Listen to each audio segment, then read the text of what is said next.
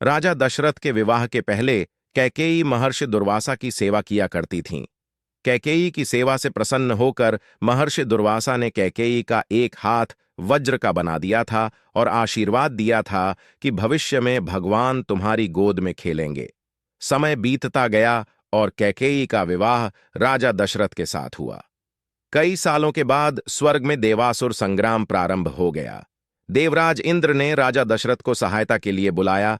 रानी कैकेयी भी महाराज की रक्षा के लिए सारथी बनकर देवासुर संग्राम में पहुंची थी।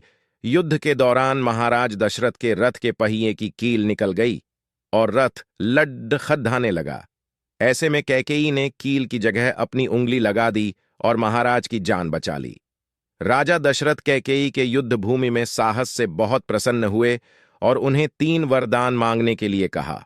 कैकेयी ने उस समय प्रेमवश कह दिया कि इसकी जरूरत नहीं है, अगर कभी जरूरत होगी तो मांग लूंगी।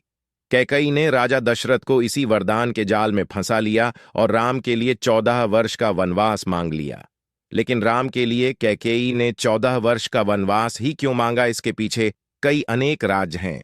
कैकेयी ने ही भगवान राम के लिए 14 वर्ष का वनवास मानकर यह समझाया कि व्यक्ति युवावस्था में अपनी 14 यानी 5 ज्ञानेंद्रियां, 5 कर्मेंद्रियां और मन बुद्धि चित्त और अहंकार को बस में रखेगा, तभी अपने अंदर के घमंड और रावण को मार पाएगा। जिस समय यह घटना अयोध्या में घट रही थी, उस समय रावण की आयु में केवल 14 वर्ष ही शेष बचे थे। यह बात कैकेयी जानती थी। यह घटना तो अयोध्या में घट रही थी, लेकिन इसकी योजना देवलोक में बनी थी। कैकेयी को राम पर भरोसा था, लेकिन दशरथ को नहीं, क्योंकि वह राम के साथ पुत्र मोह में बंधे हुए थे। भगवान राम विष्णु के अवतार थे। यह सारी योजना उन्हीं की बनाई हुई थी। इस योजना में भगवान राम ने सरस्वती से मंथरा की मति में अपनी योजना डलवाई। मंथरा को वही सब सुनाया और समझाया जो सरस्वती करवाना चाहती थीं। इसके सूत्रधार स्वयं भगवान श्री हरि विष्णु थे। उन्होंने ही यह योजना तैयार की थी।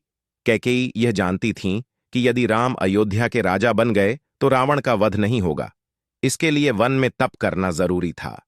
कैकेयी चाहती थी कि राम केवल अयोध्या के ही सम्राट ना बने रह जाएं, वह विश्व के समस्त प्राणियों के हृदय के सम्राट बने।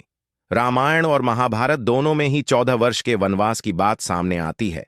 रामायण में भगवान राम को 14 वर्षों का वनवास भोगना पड़ा था, जबकि महाभारत में पांडवों को 13 वर्ष का वनवास और 1 वर्ष का अज्ञातवास झेलना पड़ा था। शनि की दशा के कारण कैकेयी की मति मारी गई और भगवान राम को शनि के समय अवधि में वन वन भटकना पड़ा।